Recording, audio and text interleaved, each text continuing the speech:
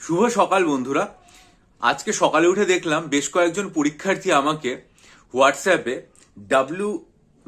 পরীক্ষার যে পরীক্ষাটা হয়েছিল নভেম্বর মাসের 30 তারিখে, সেই পরীক্ষার যে ফাইনাল অ্যান্সার কি প্রকাশ করেছে সেটা লিস্টটা সেই যে পিডিএফটা সেটা পাঠিয়ে দিয়েছে। সবার প্রথমে আমি যেটা চেক করলাম গিয়ে, সেটা হচ্ছে যে আমি এখানে একটা ভিডিও করে বিস্তারিতভাবে আলোচনা করেছিলাম একটা কোশ্চেন নিয়ে। সেটা হচ্ছে more than 1% was skilled in the accident, এবং আমি পিসি দাসের বই দেখিয়ে আমার চ্যানেলে সবিস্তারে আলোচনা করে দিয়েছিলাম যে এটা কোনো অবস্থাতেই ওয়্যার কিল্ড হবে না, অর্থাৎ এখানে নো ইমপ্রুভমেন্টটাই আসল।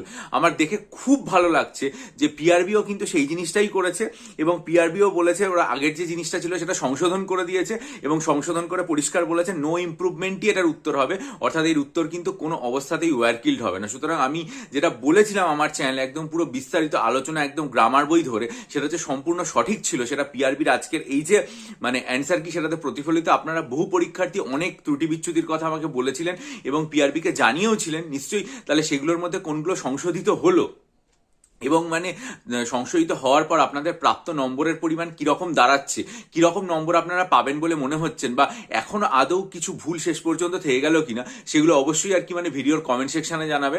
তাহলে বিষয়টা সম্পর্কে ভবিষ্যতে যে ফাইনাল কাট অফ মার্কস হবে সেটা সম্পর্কে আলোচনা করতে অনেকটা সুবিধা হবে। তবে এটা দেখে সত্যি আমার খুব ভালো লেগেছে যে পিআরবি এই জিনিসটা ঠিক করে দিয়েছে। আর একটা জিনিস যেটা বলার, সেটা হচ্ছে অনেক পরীক্ষার্থী, কালকে আমি আমার চ্যানেলে একদম খবরের কাগজ তুলে ধরে একটা প্রতিবেদন কিরকম হবে সেটা দেখিয়েছিলাম। ভিডিওটা গতকাল আমার চ্যানেলের শর্টসের মধ্যেই বিস্তারিত আলোচনা আছে। তারপর অনেক পরীক্ষার্থী আমায় জিজ্ঞেস করেছেন যে ক্লার্কশিপ পরীক্ষায় সম্পাদকীয় প্রতিবেদন লিখবো না সাধারণ প্রতিবেদন লিখবো। দেখুন, আমি যতদূর দেখেছি ডব্লিউবিসিএস পরীক্ষাতে মূলত সম্পাদকীয় প্রতিবেদন আসে, কিন্তু ক্লার্কশিপ বা অন্যান্য যে কোনো পরীক্ষায় সাধারণ প্রতিবেদন আসে। এবার কোন প্রতিবেদন পরীক্ষায় আসছে সেটা জানার জন্য আপনাকে প্রশ্নপত্রটা দেখতে হবে। যদি প্রশ্নপত্রে উল্লেখ করা থাকে সাধারণ প্রতিবেদন বা প্রতিবেদন লিখুন, তাহলে আপনি প্রতিবেদন লিখবেন যেভাবে আমি কালকের শর্টসে দেখিয়েছি। আর যদি দেখা থাকে সম্পাদকীয় প্রতিবেদন, তাহলে সম্পাদকীয় প্রতিবেদন লিখবেন।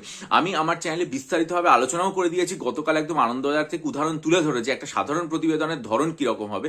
আমি শুধু এখানে ছোট করে বলে দিই যে একটা সম্পাদকীয় প্রতিবেদনের সাথে সাধারণ প্রতিবেদনের তফাৎটা কোথায়। দেখুন, সম্পাদকীয় প্রতিবেদন সম্পাদক নিজের ঘরে বসে লিখছেন, সেটা কোনো নিজস্ব সংবাদদাতা বা কোনো রিপোর্টার লিখছেন না, এবং সেখানে সম্পাদকের নিজস্ব মতামত দেওয়ার একটা জায়গা থাকছে, অর্থাৎ তিনি বিষয়টাকে কিভাবে বিশ্লেষণ করছেন সেটা তিনি পরিষ্কারভাবে দেখতে পারবেন, যেটা রিপোর্টারের ক্ষেত্রে সাধারণত থাকে না। একটা রিপোর্টার গ্রাউন্ড জিরো থেকে লিখছেন সেটা যেন বোঝা যায়, কিন্তু সম্পাদকের গ্রাউন্ড জিরো থেকে দাঁড়িয়ে লেখার কোনো ব্যাপার নেই। আর সেটা হচ্ছে ঘটনার বিবরণ বিস্তারিতভাবে রিপোর্টে থাকে, কিন্তু সম্পাদকীয়র মধ্যে লেখকের মতামত থাকে, ওটা থাকে না।